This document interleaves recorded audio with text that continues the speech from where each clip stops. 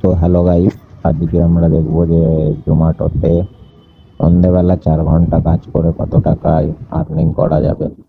তো সবার আগে আমরা জোম্যাটোতে অনলাইন নিয়ে নেবো।